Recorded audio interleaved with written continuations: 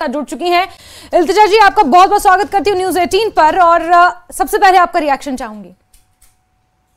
देखिए, रिएक्शन तो कुछ नहीं है। I think we were all expecting this. जो जम्मू कश्मीर का हर एक रेजिडेंट है, उनको पता था कि कोर्ट एक फेवरेबल डिसीजन नहीं देगा। But what is sad is that they've undermine the constitution. जो एक मेजोरिटेरियन विश थी, उनने वो फुलफिल की। कॉन्स्टिट्यूशन उनने सबवर्ट की। जो जम्मू कश्मीर के लोग चाहते थे वो उनको नहीं मिला। But we were expecting this judgment right from day one. I didn't have a lot of hopes myself, to be honest. But Iltija ji, आप किस आधार पर ये कह रही हैं कि ये जो फैसला लिया गया सुप्रीम कोर्ट ने, ये संविधान के अधीन नहीं लिया गया? जब विलय हुआ तो उसी वक्त से ही जम्मू कश्मीर की अपनी संप्रभुता नहीं रही। उसके बाद जम्मू कश्मीर का जो संविधान था वो भारत के संविधान के अधीन आ गया। नहीं, आपका सवाल ही गलत है। जिस तरीके से ये किया गया बिल्कुल गैर कानूनी था, गैर आईनी था। पूरी जो यहाँ की लीडरशिप थी, लोग थे, सिविल सोसाइटी के लोग थे, उनको अरेस्ट किया। सत्यपाल मलिक जी जो हमारे गवर्नर थे तब 2019 में, वो कॉन्स्टिट्यूएंट असेंबली को कैसे रिप्रेजेंट कर सकते थे? तो आप ये कैसे कह सकती हैं कि ये सही किया? जो पूरा Iltija ji, let me please correct you. मेरा सवाल गलत नहीं था। मेरा सवाल ये था कि क्या आप ये कह रही हैं, जो एक सेकेंड प्लीज लिसन।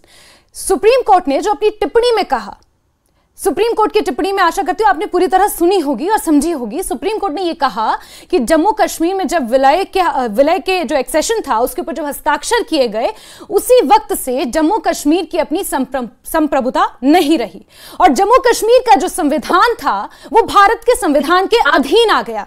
और ऐसे में संविधान सभा की जरूरत नहीं थी अनुच्छेद 370 को निरस्त करने के लिए। सुप्रीम कोर्ट की टिप्पणी है, ये मेरी टिप्पणी नहीं है इल्तिजा जी, सुप्रीम कोर्ट की टिप्पणी है। एंड मुझे कोई इंटरेस्ट नहीं है आपको कुछ प्रूव करने का। Everybody knows sound. जो हमारी कंट्री के सबसे बड़े लॉयर्स हैं, कपिल सिब्बल हैं, जिनने इनके लिए आर्ग्यू किया स्पेशल स्टेटस के लिए, the way it was abrogated, हम सबको पता है जो किया which was for your kind information was judged by CJI and this verdict is given by CJI. You are not here to, Iltija ji, you are not here to explain anything to me.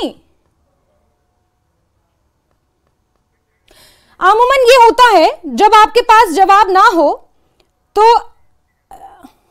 जब आपके पास जवाब ना हो, जब आपके पास तथ्य ना हो, जब आपके पास आधार ना हो अपनी बात को रखने का, तो यही होता है जो इल्तिजा मुफ्ती ने किया।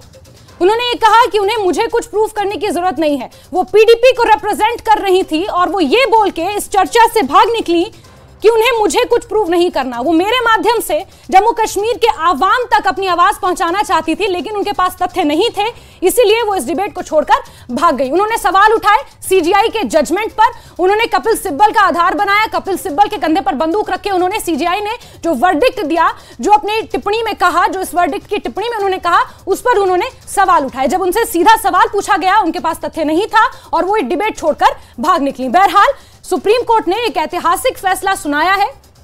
अनुच्छेद 370 को लेकर यह फैसला है, इसे संवैधानिक करार दिया है।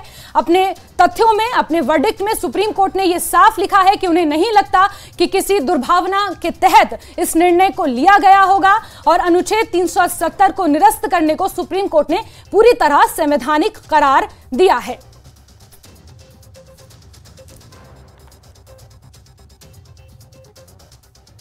तो इस वक्त की बेहद अहम खबर आपको बता रहे हैं। आज ऐतिहासिक